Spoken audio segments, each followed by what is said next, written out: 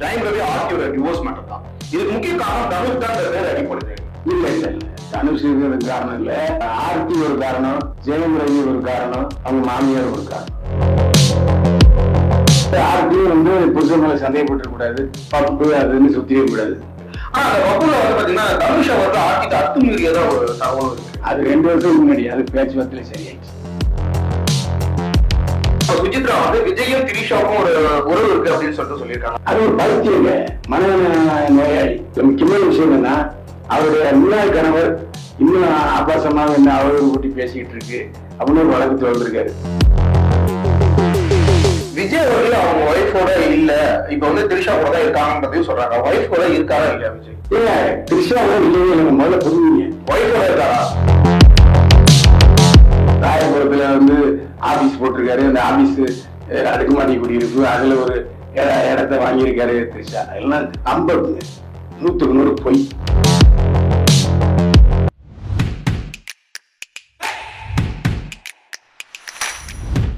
Cinema நேயர்களுக்கு வணக்கம். இன்னைக்கு நம்ம கூட வந்து பாத்தீங்கன்னா யூடியூப் மன்னன் பைவான் ரங்கநாதன் அவர்கள் நம்ம கூட இருக்காங்க.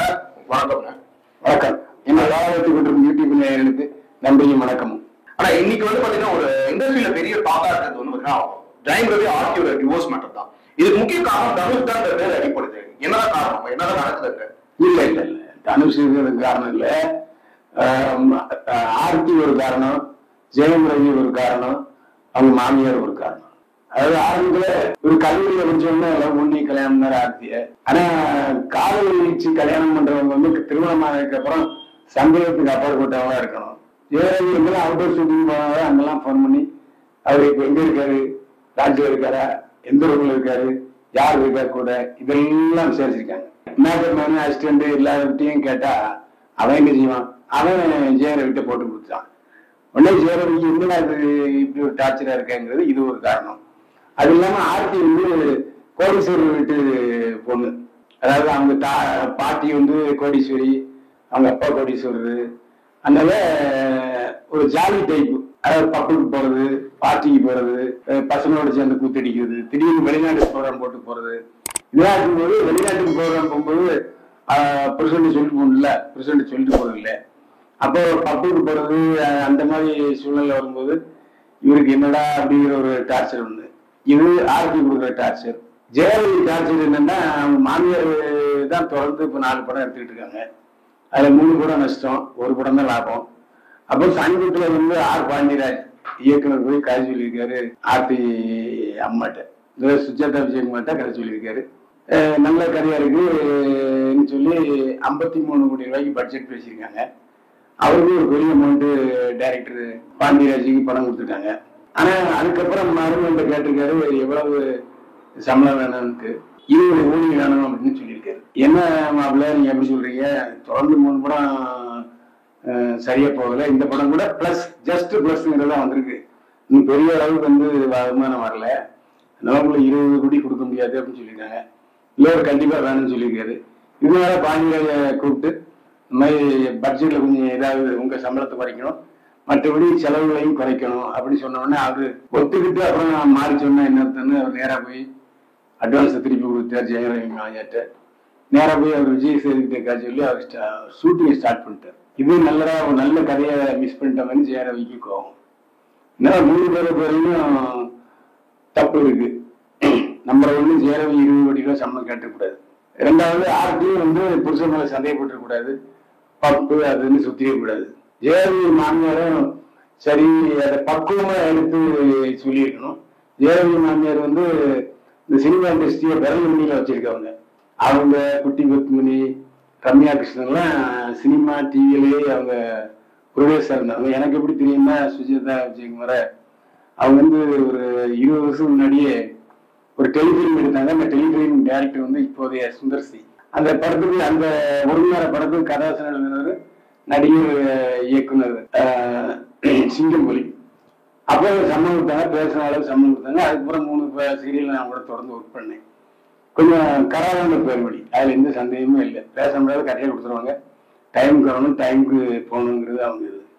அதனால அவங்க தரப்புல வந்து கொஞ்சம் கராரா இருந்ததுனால சினிமாவுக்கு பிடிக்காது. ஏன்னா சினிமாவுக்கு கமிஷன் அடிக்க விட மாட்டாங்க அந்த அம்மா. அதனால அவங்கள பத்தி தப்பு தப்பா வெளியில கொஞ்சம் நிறைய பிரச்சாரம் பண்ணிட்டாங்க. இப்ப எல்லாம் சேர்ந்து விவகாரத்துல நிக்குது. ஆனா இன்னும் கோர்ட்டுக்கெல்லாம் கேஸ் கொடுக்கல. 2வது கோர்ட்டுக்கு கேஸ் கொடுத்தாலும் 1 வருஷம் அவங்க பிரிஞ்சு வாழணும், குறைஞ்சபட்சம் 6 மாசமா வாழணும். அதனால இப்போ சமாதான பேச்சுவார்த்தை நடந்துகிட்டு இருக்கு. அதுல சமாதான பேச்சுவார்த்தையில ஜெயரவி அப்ப கலந்து முடியல. ஏன்னா அவர் வீட்டோட மாப்பிள்ளையா வீட்டுக்கு போகாமே ரொம்ப நாள் இருக்காரு. அதனால மகன் கிட்ட எப்படி பேசுறதுன்னு அவர் தங்கிட்டு இருக்காரு. பொதுவாக பேசிட்டு இருக்காங்க. ஏன்னா 2 பசங்க பெரிய பசங்க ஆகிட்டாங்க. ஆனா அவங்களுக்காகவும் சேர்ந்து வாழணும் அப்படின்னு சொல்லி ஒவ்வொருத்தருக்கும் அறிவுரை. ஜெயரவிக்கு அவங்க சம்பந்தப்பட்டவங்க, ஆர்த்தி அவங்க தோழிகள், ஜெயரவி மாமியாருக்கு அவங்க வீட்டுக்காரரு விஜயகுமார், இப்படி ஒவ்வொருத்தருக்கும் பஞ்சாயத்து நடந்துகிட்டு இருக்கு. அதனால அதுக்கப்புறம் தான் இது தெரியும். அதாவது விவாதத்துல பேச்சு வெளியே வந்துட்டு இதுல யாரும் மறுக்கல. அதனால நெருப்புலாம் போகாது, நெருப்பு எரியுது. ஆனா அந்த நெருப்பை அணைக்கிறதுக்கு ட்ரை பண்ணிட்டு இருக்காங்க.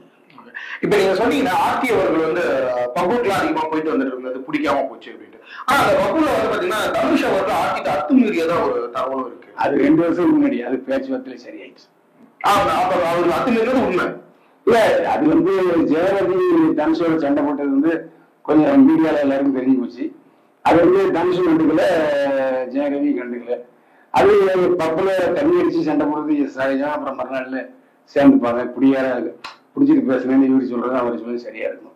அது 2 வருஷம் முன்னால உள்ளது. அப்போ உள்ள தனுஷ் வேற, இப்போ அவர் தனுஷ் சினிமால பிஸியா இருக்காரு. ஏன்னா அவருடைய ராயன் படம் ரிலீஸ் பண்றதுல ரொம்ப தீவிரமா இருக்காரு. இப்ப இவங்களுக்கு ஆர்த்தியும் ஜெயலலிதா ஒண்ணு சேர்றதுக்கு வாய்ப்பு இருக்கா? பஞ்சாயத்து நடந்துகிட்டு இருக்கு. அதாவது கருத்து வேறுபாடு வர்றது சகஜம், கருத்து வேறுபாடுகள் மறைஞ்சு போறதும் சகஜம். இப்ப சுஜி லீக்ஸ்ல சொன்ன மாதிரி இப்ப சுஜித்ரா விஜயும் திரிஷாவுக்கும் ஒரு உறவு இருக்கு அப்படின்னு சொல்லியிருக்காங்க. அது எந்த அளவுக்கு உண்மை? அவங்க கூட என்னதான் உறவு? அது ஒரு பைத்தியங்க, மன நோயாளி. அது என்னன்னா அது சொல்றதுதான் பொய். 2வது பகல் பார்த்துச்சு. திரிஷாவுக்கு சொந்தக்காரியா, திரிஷாவோட தோழியா, இல்ல விஜய்க்கு தோழியா, எல்லாம் சும்மா. அதாவது சும்மா வாயில பேசுறதுன்றது தப்பு. அதாவது இது எப்படி பாதிக்கும்னு நமக்கு தெரியாது. இப்போ தமிழக வெற்றி களத்தை தொடங்கி நடத்திக்கிட்டு இருக்காரு விஜய். அவருக்கு அரசியல் எதிரிகள் நிறைய பேர் இருக்காங்க. அந்த அரசியல் எதிரிகளுடைய வலையில சிக்கிட்டாரா அப்படின்னு கூட தோணும். இதுல முக்கியமான விஷயம் என்னன்னா, அவருடைய முன்னாள் கணவர் மறுபடியும் வழக்கு தொடுத்திருக்காரு. அதாவது இன்னும் அந்த பேச்சை நிறுத்தல சுசித்ரா, இன்னும் ஆபாசமாக என்ன அவதூறு கூட்டி பேசிக்கிட்டு இருக்கு அப்படின்னு ஒரு வழக்கு தொடர்ந்திருக்காரு. அதனால அந்த வழக்கு வரும்போது சுசித்ராவுடைய வந்த வழக்கு தெரியும். வேற ஒண்ணும் இல்லைங்க. சுசித்ராவுக்கு அதோடைய யூடியூபை பிரபலப்படுத்தணும், அது வியூஸ் அதிகப்படுத்தணும், அது ஆசை. அது புதுசா செஞ்சு பார்க்குது. இதெல்லாம் பேசி போது அதுவும் எடுபடலை. ஸோ இந்த மாதிரி மறுபடியும் அதே சுவிட்ச் மாதிரியே பேசினா எடுபடுமான்னு நினைக்குது. ஆனா அது பூரா பொய், அது வதந்திகள். அது நம்ம யாரும் நம்ப மாட்டாங்க நேயர்கள். விஜய் அவர்கள் அவங்க ஒய்ஃபோட இல்ல, இப்ப திரிஷா கூட தான் இருக்காங்கன்றதையும் சொல்றாங்க. ஒய்ஃப் கூட இருக்காரா இல்லையா விஜய்? இல்ல, திரிஷாவோட இல்லவே இல்லைங்க. முதல்ல புரிஞ்சுங்க. ஒய்ஃபோட இருக்காரா? ஒய்ஃப் அவங்க லண்டன்ல இருக்காங்க. லண்டன்ல மழை படிச்சுட்டு இருக்கா. லண்டன்ல மழை பார்த்துக்கிட்டு இருக்காங்க சங்கீதா, விஜய். அது வந்து தப்பு. 2வது திரிஷாவையும் முதல்ல புரிஞ்சுங்க. திரிஷா விஜயோடைய கட்டுப்பாட்டில் இல்லை. அதை முதல்ல புரிஞ்சுங்க. இப்போ தக்கலையில கமலஹாசன் நடிக்கிறார் திரிஷா. லேட்டஸ்ட் நியூஸ் இப்போ குட் பேட் அண்ட் அக்லில திரிஷா அஜித்துக்கு ஜோடி அடிக்கிறாங்க. எப்படி விஜய்கிட்ட செட்டில் இருந்தா அஜித்தோட ஜோடி அடிப்பாங்க, பாருங்க. அதான் கவலை தேவை. அது நடிகர். அது சில குடும்ப அந்த குடும்பம் சீரியஸ் ஆகிடுது. ஆரம்பத்துல திரிஷாவுக்கு நயன்தாராவுக்கு ஒரு சண்டை இருந்தது. அது குருவி படத்துல நயன்தாரா அடிக்கிறதா இருந்தது. ஆனா அந்த சமயத்துல விஜய் சொல்லி குருவியில திரிஷாவை போட்டாங்க. அது கொஞ்சம் கருத்து மோதல் ஏற்பட்டுச்சு. திரிஷாவுக்கும் நயன்தாராவுக்கும் 2 பேருக்கும் புரிஞ்சு தப்பா புரிஞ்சுக்கிட்டாங்க. அதுக்கப்புறம் அது சரியாக நயன்தாராவும் சொல்லிட்டாங்க, திரிஷாவும் சொல்லிட்டாங்க. ஒரு பிறந்த விழாவுக்கு ஒரு லிப்ட்ல இருக்கிற படத்தை போட்டா உடனே அப்படி அர்த்தமா? ராயபுரத்துல ஆபீஸ் போட்டிருக்காரு. அந்த ஆபீஸ் அடுக்குமாடி குடியிருப்பு, அதுல ஒரு இடத்த வாங்கியிருக்காரு திரிஷா. எல்லாம் நம்புங்க, 100க்கு 100 பொய். அதாவது தமிழக வெற்றிக்கு விஜய் எப்படியாவது மக்கள் மத்தியில் போய் சேர்த்துருவாரு. 2026ல நிறைய அரசியல் கட்சிகளுக்கு பேதி மாத்திரை கொடுத்துருவாருங்கிற பயம். அதனால சில எதிர்கட்சி சதிகள், அதாவது விஜயை பிடிக்காத சில அரசியல்வாதிகள் தூண்டுதல் பேர்ல இப்படி பல ஐக்கியத்தலங்களை வந்தியெல்லாம் பரப்பிட்டு இருக்காங்க. உதாரணமா இப்போ நாமெல்லாம் ஸ்டூடெண்ட் வந்து போட்டோ எடுக்கணும்னா தோல்வினா என் மகா வயசுல தோல்வியில கற்பாக்கள் கூட தப்பவே இல்லை. அப்படி பார்க்க போனா மகாத்மா காந்தி அவர் வந்து வயசான பிறகு வந்து பொண்ணு கூட தோல்மை போட்டு நடப்பாரு. அதை வந்து இந்திரா காந்தி அதுதான் தப்பா பேச முடியுமா? அதெல்லாம் தப்பு இல்லை. அப்புறம் அந்த பொண்ணே வந்து இல்ல கையை போட்டு விட 2 வரும் அப்படின்னு சொல்லி பாராட்டு இருக்காங்க. இதெல்லாம் சின்ன சின்ன விஷயங்களை ஊதி பூராகரமாக்குறாங்க. அது விஜயை நம்பி இருக்க தொண்டர்களுக்கும் விஜயுடைய ரசிகர்களுக்கும் எட்டாது. அவங்க ஏன்னா அவங்க தலைவராக முழுமையாக நம்புறாங்க. அதான் உண்மை. அது மட்டும் சமீபத்தில் எங்கேயோ ஒரு சட்டமன்ற தொகுதியில ஒரு பொண்ணு மார்க் வாங்கி அது வரல, அதையும் பெருசா பேசுறாங்க. இது மாதிரி ஒரு பெரிய 234 சட்டமன்ற தொகுதிக்கும் 3 பேரை தேர்ந்தெடுக்கும் சின்ன சின்ன தவறுகள் இருக்குதான் செய்யும். அதை தெரியாமல் செய்வது தெரிஞ்சு செய்வது அல்ல. நீங்க சொல்ற மாதிரி எடுத்துக்கிட்டா கூட வாரிசு படத்துல வந்து பாத்தீங்கன்னா திரிஷாக்கு என்ன வேலை? அவங்க எல்லாத்தையும் வந்து ஒரு டீமா போட்டோ எடுத்து போட்டாங்க ஷூட்டிங் ஸ்பாட்ல. ஏன்னா வாரிசு எடுக்கப்பட்ட படமே அல்ல அது. அது திரிஷா சம்பந்தப்பட்ட ஷூட்டிங் எடுக்கப்பட்ட படம்.